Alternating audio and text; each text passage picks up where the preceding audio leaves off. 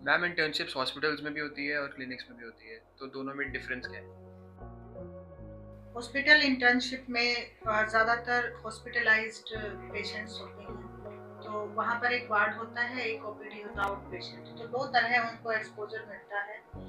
पर ये again depend करता है कि उन्होंने किस तरह की इंटर्नशिप को ज्वाइन किया है, उनके कोर्स में कौन सी किस में वो एनरोल्ड है। लेकिन बड़ा बढ़िया एक्सपोजर ये रहता है कि आप ओपीडी में नंबर ऑफ पेशेंट जितने ज़्यादा देखते हो उतना ज़्यादा आपको लर्निंग होती है। ये रहा ओपीडी का। सेकंड, हॉस्पिटलाइज्ड पेशेंट से कैसे डील किया जाता है वो वहाँ बहुत अच्छे से हम सीख सकते हैं। सिस्टमेटिक प्रोसेस कैसे चलती है, काउंसलिंग की भी और मेडिकेशन फार्माकोथेरेपी की भी, क्योंकि वहाँ पर पूरी टीम है। तो वहाँ प्रॉपर एक साइकेट्री वार्ड में हम ये समझ पाते हैं एज अ इंटर्न कि किस तरह से हायरार्की में सबसे पहले किसके पास जाना है, किस प्रॉब्लम के लिए कौन ऑथराइज सिग्नेटरी है, किससे बात करनी है, पेशेंट को कौन कौन लोग मिल के ठीक करते हैं, कौन कौन उसका सपोर्ट है। तो एक प्रॉपर प्रोसेस को समझने के लिए हॉस्पिटल इंटर्नशिप एटलीस्ट एक बार तो इंटर्न्स को जरूर करनी चाहिए। साथ ही साथ उसे छोटे सेंटर्स क्लिनिक्स, छोटे का मतलब यहाँ है कि जहाँ पर कम क्राउड हो, कि उनसे कैसे, हाँ पीडीओ में, हाँ तो बिल्कुल मोस्ट ऑफ, क्योंकि वहाँ पर एडमिशन्स नहीं होते हैं। वहाँ पर भी सीखना चाहिए कि यहाँ कैसे डील करना है, क्योंकि यहाँ पर रिस्ट्रिक्शंस ये हैं कि फैसिलिटीज कम है। मान लीजिए कि कोई क्लिनिक सिर्फ काउंसलिंग ही करता है, कोई सिर्फ टेस्टिंग ही करता है, तो यहाँ हमारे पास फुल फैसिलिटी नहीं हुई कि हम सभी तरह के प्रोसीजर्स कर रहे हैं, तो बाकी के लिए हम रेफर करते हैं, हमारी लाइसेंसिंग होती है प्रॉपर, तो वहाँ पर उन्हें वो पार्ट सीखने को मिलता है कि जहाँ पर एक चीज हो तो हम उसके सहारे भी कैसे उसको प्रॉपर सपोर्ट से जोड़ सकते हैं। एनजीओ का भी कुछ इसी तरह का रहता है कि उनके पास क्या क्या फैसिलिटी है और अदर के लिए फिर वो आगे रेफर कर देते हैं। कुछ ऐसे भी हॉस्पिटल्स होते हैं जो शॉर्ट एडमिशन कराते हैं, जहाँ पर 5 से 7 दिन मैक्सिमम रहता है, जैसे ड्रग डी एडिक्शन है या किसी तरह की इमरजेंसी है साइकेट्री में, तो वहाँ पर भी स्टूडेंट्स को जरूर जाके एक्सपोजर लेना चाहिए कि इस तरह की इमरजेंसी सिचुएशन में अगर लॉन्ग टर्म एडमिशन जरूरी नहीं हो या फिर मिल नहीं पा रहा हो, दोनों ही कंडीशन में हम कैसे मैनेज करें, तो शॉर्ट एडमिशन सेंटर वाली फैसिलिटी पे भी उनको जरूर जाना चाहिए। ये डिफरेंस इनमें होता है, और हर तरह की इंटर्नशिप जरूरी भी होती है कि उसे हर तरह का एक्सपोजर लिया जाए, पूरी प्रोसेस को सिस्टमेटिकली कैसे होती है वैसे सीखा जाए। बिल्कुल सही बात है मैम, जैसे आपने बोला कि हॉस्पिटल में तो ऑल राउंड सब कुछ वहीं आपको अवेलेबल मिलता है, काउंसलिंग है, साइकाइट्री है, मेडिकेशन है, इन पेशेंट आउट पेशेंट सारा एक्सपोजर मिलता है। दूसरा, क्लाइंट हैंडलिंग आ जाती है कि जो एक नर्वसनेस आती है कि सामने बैठ के किसी से फर्स्ट टाइम कोर्स कंप्लीट कर लिया लेकिन बात कैसे करनी है, तो एक्सपोजर इतना ज़्यादा हो जाता है वन बाय वन करके, इतनी क्राउड गवर्नमेंट हॉस्पिटल में मेनली होता है कि आप फिर वो फियर आपका निकल जाता है। दूसरा, दोनों में जो डिफरेंस है, दोनों की अपनी अपनी अच्छाई है, प्रोज एंड कॉन्स कुछ भी लगा लो, कि वहाँ पे आपको एक्सपोजर बहुत ज़्यादा मिलता है, लेकिन जब हम किसी प्राइवेट क्लिनिक या एक स्पेसिफिक टाइप ऑफ क्लिनिक में जाते हैं तो वहाँ पे होता है कि उस स्पेसिफिक स्किल को हम सीखते हैं, इन डेप्थ सीखते हैं। अगर काउंसलिंग वाले क्लिनिक में हम इंटर्नशिप कर रहे हैं तो हम काउंसलिंग को इन डेप्थ सीखेंगे। अगर हमारा डिपार्टमेंट साइकेट्री वाला है, हम अंडर साइकेट्रिस्ट सीखेंगे या अंडर क्लिनिकल साइकोलॉजिस्ट सीखेंगे, तो टेस्टिंग वाला हम बहुत डीपली सीखेंगे,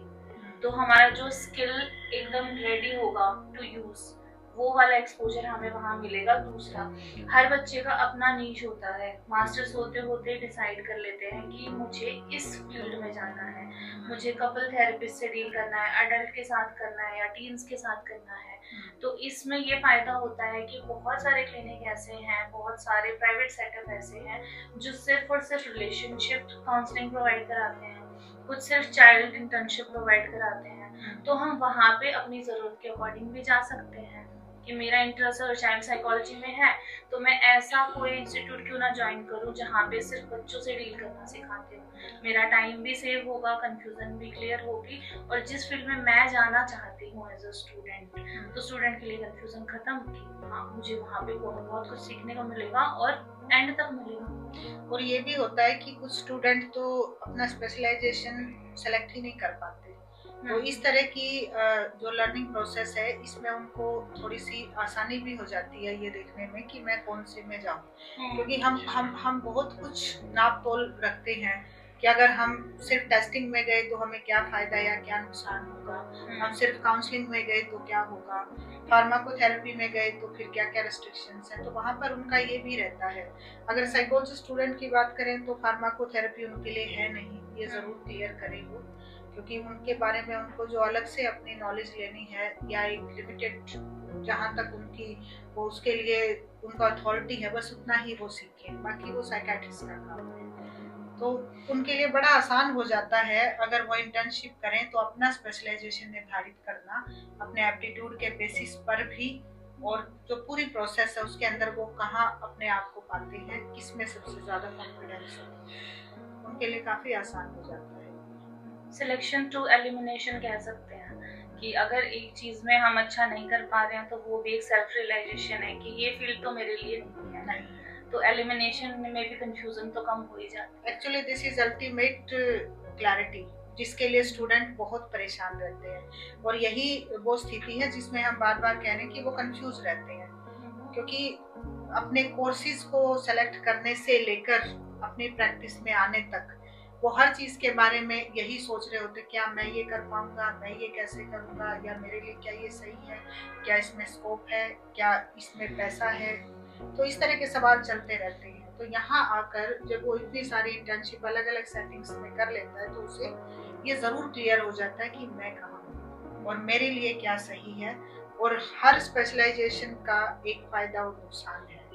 उस हर एक की एक फाउंडेशन है, और सबसे बड़ी बात कि एक साइकोलॉजिस्ट या कोई भी एक पर्सन सभी तरह की के स्पेशलाइजेशन को लेकर नहीं चल सकता। बहुत सारे ऐसे स्टूडेंट भी हैं जो ये गलती कर देते हैं पर बाद में बड़ी एक समस्या में फंस जाते हैं, क्योंकि जितना आसान इसमें जाना है उतना वापस आना नहीं। मल्टीपल स्पेशलाइजेशन में डिवाइडेड अटेंशन हो जाती है और उसका असर ट्रीटमेंट पे, थेरेपी पे पड़ता है। हम उनका प्लान कैसे बनाएं, कौन सी लगाएं, और एक ही पर्सन सारे काम कभी नहीं कर सकता क्योंकि बहुत कॉम्प्लेक्स प्रोसेस है। और वो कंफ्यूजन अगर साइकोलॉजी स्टूडेंट की क्लियर नहीं होती है तो फिर उसमें हम पेशेंट की सैक्रिफाइस करते हैं, तो वो जो ठीक नहीं है एथिकली। जैसे मैम जो इन पेशेंट क्लाइंट होता है फिर उसके साथ उसकी फैमिली, कुछ रिलेटिव ऐसे भी होते हैं जो उसको मिलने के लिए आते हैं,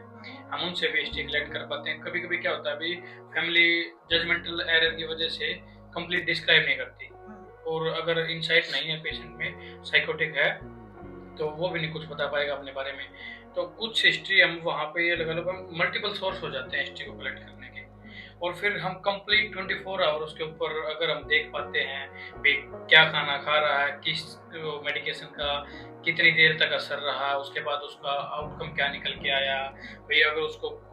प्रॉब्लम हो रही है किसी मेडिकेशन से तो उसको किस लेवल पे चेंज किया गया। तो इन पेशेंट में बस ये बेनिफिट हो जाता है मैम हॉस्पिटल सेटिंग में कि हमें इन सभी चीज़ों को इन डेप्थ में जान पाते हैं, ये बेनिफिट होता है एक हॉस्पिटल में करने के लिए। क्लिनिक में ये है मैम कि प्रॉपर 1 आवर का जैसे सेशन होता है तो उसको हम ज्वाइन कर लेते हैं, उसके बाद फिर डिपेंड करता है भी क्लाइंट का सेकंड सेशन कब है, कभी कभी हो जाता है, डिले भी हो जाता है। हाँ, इन पेशेंट का ये होता है मैम उनका फिक्स शेड्यूल है कि भी अगर वो एडमिट हैं तो स्टार्टिंग से लेके डाइट चार्ट से लेकर के उनको कब मेडिकेशन प्रिस्क्राइब की जाएगी, कब किस टाइम पे क्या क्या चीज़ें प्रोवाइड की जाएंगी, सभी चीज़ें उनकी डिसाइड होती है मैम, तो उसमें वो एक्सपोजर बहुत अच्छा रहता है।